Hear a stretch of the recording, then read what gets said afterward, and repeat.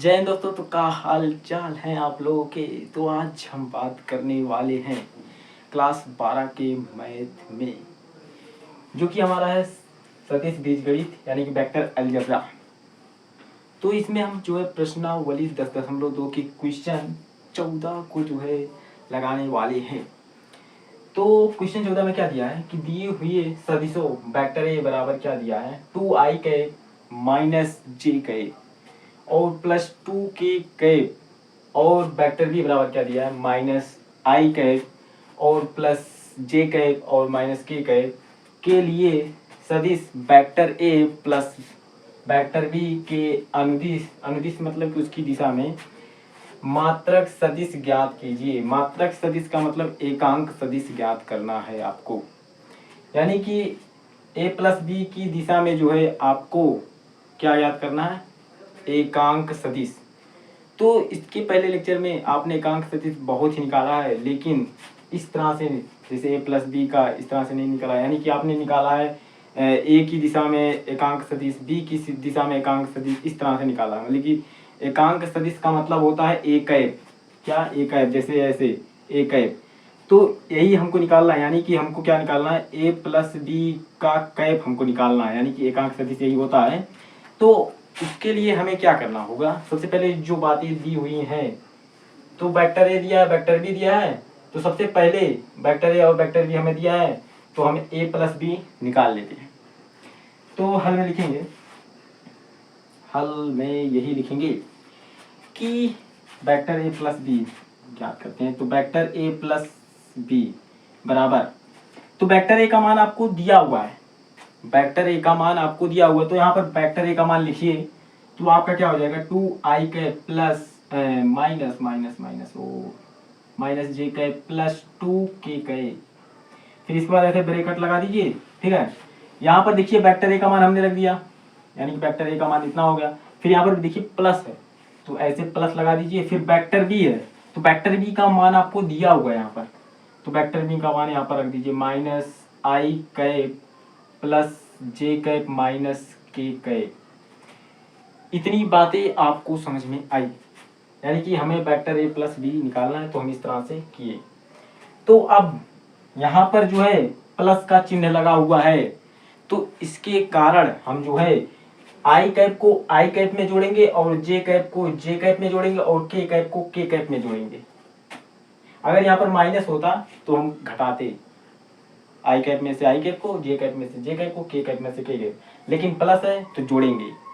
तो देखिए किस तरह से जोड़ेंगे, तो बराबर यहाँ पर लगाइए। तो आपका क्या होगा, यहाँ पर आई कैप का गुणांक कितना है 2 है, और यहाँ पर आई कैप का गुणांक -1 है। तो यहाँ पर आप जोड़ेंगे तो +1 और यहाँ पर -1 लिखेंगे। फिर इसके बाद पूरा कितना हो जाएगा आपका आई कैप हो जाएगा। फिर क्या लिखेंगे आप, प्लस लिखेंगे। फिर इसके बाद आप देखिए जे कैप का गुणांक क्या है, यहाँ पर -1 है, यहाँ पर 1 लिखा नहीं है लेकिन -1 होगा। तो क्या होगा आपका -1, और यहाँ पर जे कैप का गुणांक कितना है +1 है। तो क्या हो जाएगा, आप जोड़ेंगे तो +1 +1, फिर इसके बाद जे कैप। फिर यहाँ पर देखिए के कैप का गुणांक कितना है 2 है, तो यहाँ पर प्लस लगाइए 2 हो गया। फिर यहाँ पर के कैप का गुणांक -1 है, तो आप जोड़ेंगे तो -1 और इस पूरे का जो है कैप कैप लगा दीजिए। तो वो देखिए अब इसके बाद ये जो है माइनस बाहर आएगा, या तो आपका क्या हो जाएगा 2 -1 हो जाएगा। फिर इसके बाद आई कैप हो जाएगा। फिर ये देखिए -1 +1 खत्म, क्या हो जाएगा 0, तो यानी कि 0 जे कैप हो जाएगा। तो यहाँ पर आपका क्या होगा, देखिए 2 -1 यहाँ भी होगा और फिर इसके बाद के कैप हो जाएगा। फिर इसके बाद देखिए इसको घटाएंगे तो 2 -1 यानी कि 1, तो 1 तो लिखा नहीं जाता, तो आई कैप लिख देंगे। तो आई कैप यहाँ पर भी वैसे ही होगा, के कैप घटा देंगे 2 -1 1, तो सिर्फ के कैप हो जाएगा। यानी कि आपका vector A plus vector B कितना आ गया, I cap plus K cap, यानी कि आपका क्या वेक्टर ए प्लस बी आ गया। इतना आ गया। अब क्या करेंगे, अब आपको करना यह है कि इस vector A plus vector B का आपको क्या ज्ञात करना है, परिमाण ज्ञात करना है। परिमाण किस तरह से ज्ञात होता है, उसके लिए ऐसे आप जो है डंडा खड़ा करिए, इसमें इसको लिख दीजिए vector A plus vector B को। तो इसके बाद ए बराबर क्या होता है, ए बराबर होता है आप अंडर रूट लगाइए, इसके बाद आई कैप का गुणांक आपका कितना है, आई कैप का गुणांक कितना है, एक है ना, तो एक लिखिए, उसका वर्ग कर दीजिए। फिर इसके बाद यहाँ पर जो है के कैप का गुणांक कितना है, एक है, इसके बाद यहाँ पर भी एक लिखिए, इसके बाद उसका गुणा कर दीजिए। बस आपका जो है vector A plus vector B का परिमाण, यानी कि आप वेक्टर ए प्लस बी का मान करेंगे तो इतना आएगा। तो ए बराबर क्या होगा, एक का वर्ग करेंगे तो एक होगा, फिर यहाँ पर भी एक का वर्ग करेंगे एक होगा, यानी कि आपका 1 + 1 यानी कि बराबर अंडर रूट 2, यानी कि आपका vector A plus vector B का मान जो है अंडर रूट 2 आ गया। इतनी बातें भी आपको समझ में आ गया अगर, तो मैं जो है आगे बढ़, तो आगे आपका यह है कि आपका vector A plus vector B के अनुदिश मात्रक सदिश यानी कि ज्ञात करना है। तो आप vector A plus vector B का आपको एकांक सदिश ज्ञात करना है। तो एक वेक्टर ए प्लस बी, इसके बाद ऊपर जो है कैप लगा दीजिए। ए बराबर आपका क्या होगा, ए आपका बराबर होगा जो आप लिखे हैं vector A plus vector B, तो इसको लिख दीजिए vector A plus vector B, इसके बाद बटे लगाइए और A mod of vector A plus vector B लिखे हैं, इसके बाद इसको यहाँ बट्टे के नीचे लिख दीजिए mod of vector A plus vector B. बस सारी वैल्यू को लाकर यहाँ पर उठाकर पटक दीजिए तो आपका जो है आंसर आ जाएगा। तो क्या हो जाएगा, एक vector A plus vector B का कैप बराबर क्या हो जाएगा, तो vector A plus vector B आपको कितना दिया है, I cap plus J cap, I cap plus K cap है, I cap plus K cap.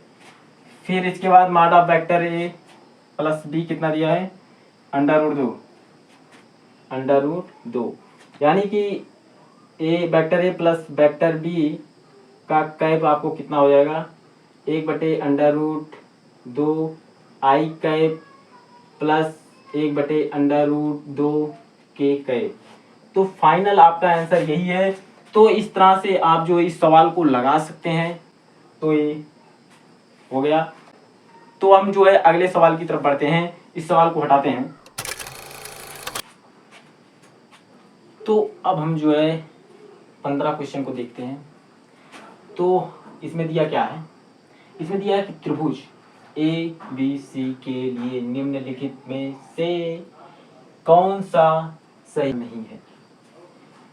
तो इसमें ऑप्शन पहला दिया है, तो ऑप्शन पहला क्या है, AB वेक्टर, तो AB vector BC vector CA vector बराबर 0 वेक्टर। फिर यहाँ पर जो है ऑप्शन बी में दिया है AB vector plus BC vector minus AC vector बराबर 0 वेक्टर। और फिर ऑप्शन सी दिया है AB vector plus BC vector minus CA vector बराबर 0 वेक्टर।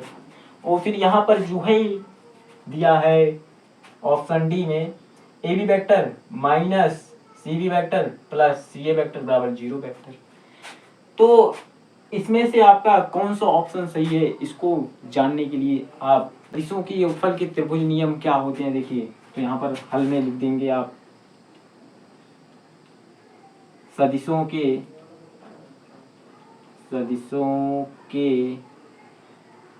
योगफल के त्रिभुज नियम से किसके नियम से, सदिशों के योगफल के त्रिभुज नियम से।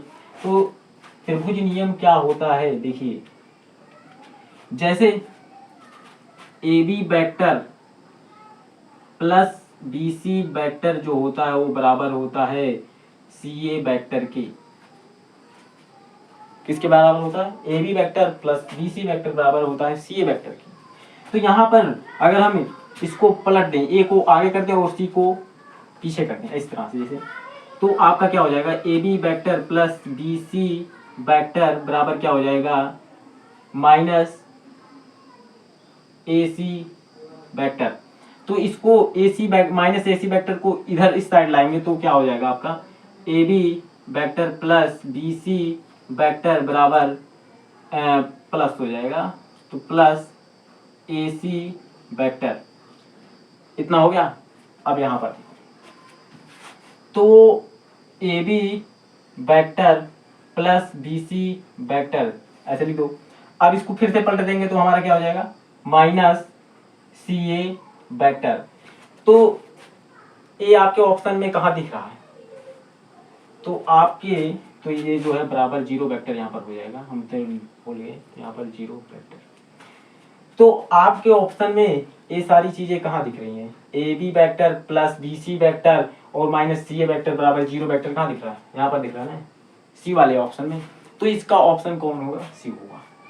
तो इस तरह से ये वाला क्वेश्चन हो गया। तो अब हम जो है अगले क्वेश्चन को देखते हैं, इसको हटाते हैं।